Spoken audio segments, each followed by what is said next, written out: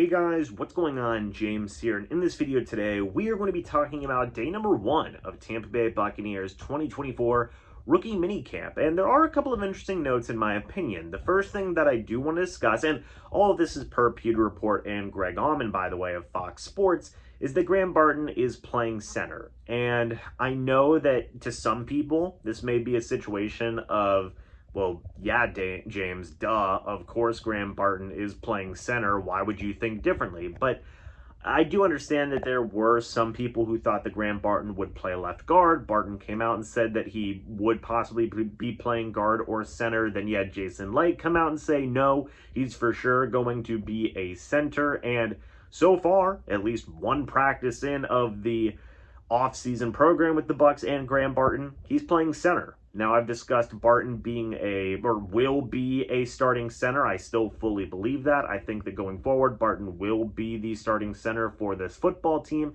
and it seems like they're getting him looks early. I believe Tanner Musa was taking snaps from him. You obviously have Ayers, the quarterback out of Samford, there, as well as Alex Anixted, quarterback out of Iowa State, I believe. So a lot of different quarterbacks that are there getting work in. Of course, Baker Mayfield isn't there. That's going to be the most important quarterback that Graham Barton's going to be working with at center, but he's getting some opportunities now at an NFL level in terms of snapping the football and learning about the center position, which I feel like is a very, very good thing to see. One other interesting note is that Elijah Klein, the Buccaneers' 6th-round draft pick out of UTEP, was playing right guard. Now, this is interesting in my opinion, kind of struck off the page to me, because whenever I discussed left guard and the possibilities of what the Bucs could be doing at that position, there was a lot of names I mentioned. Of course, you have Sua Opeta from the Philadelphia Eagles. You have Ben Bredeson coming in from the New York Giants as well. Those are two guys who are going to be battling for that starting left guard spot that were brought in as free agents. You then have Robert Hainsey, who will possibly be in that mix as well. Now, there's been some discussion as to whether or not he's going to be playing center or guard. Jason Licht has mentioned both things as a possibility. He acknowledged when asked about it, as the reporter mentioned Hainsey competing for that left guard spot. Jason Licht didn't say, well, no, Hainsey's not going to be competing at left guard.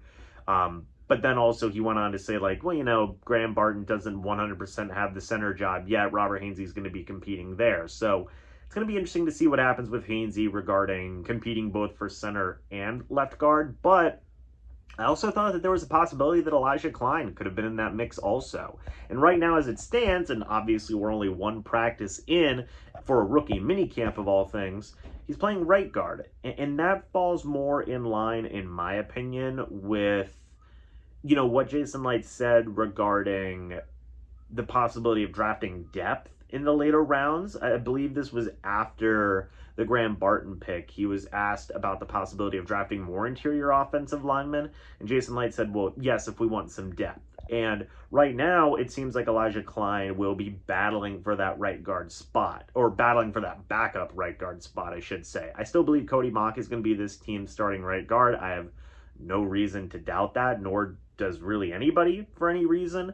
But Elijah Klein is going to be a guy who might just be viewed as a backup at this point, going into year number 1, instead of a guy battling for that starting left guard spot, something that myself and a few other people thought was a legitimate possibility going forward as well. So another couple of interesting developments there with the young offensive line rookies that the Bucs have at their disposal. Finally, with stuff like this, there's a lot of special teams play going on, a lot of different, small workouts and things along those lines. So there isn't really anything that we can glean, so to speak, right? Like, I'm sure Braswell looked good and showcased some good ability. I'm sure that Bucky Irving got a handoff and ran it down the field and looked interesting in that mix as well. Same thing with like Jalen McMillan. I'm sure he caught passes.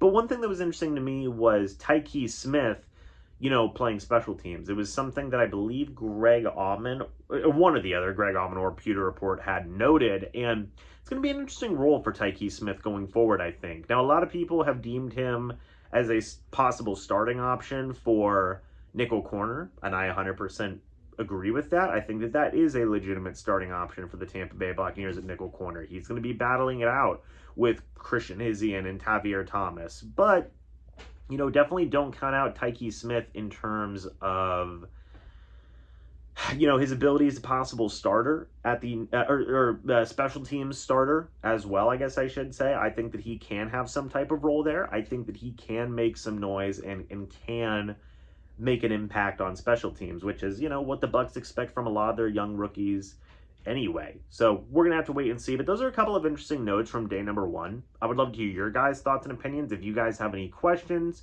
about anybody, you know, let me know down in the comment section below and we can discuss it. But anyway, guys, thanks so much for watching this video. Hope you all enjoyed. As always, guys, I'll see you all in the next video or the next live stream. But until then, and as always, guys, goodbye for now, and go Bucs.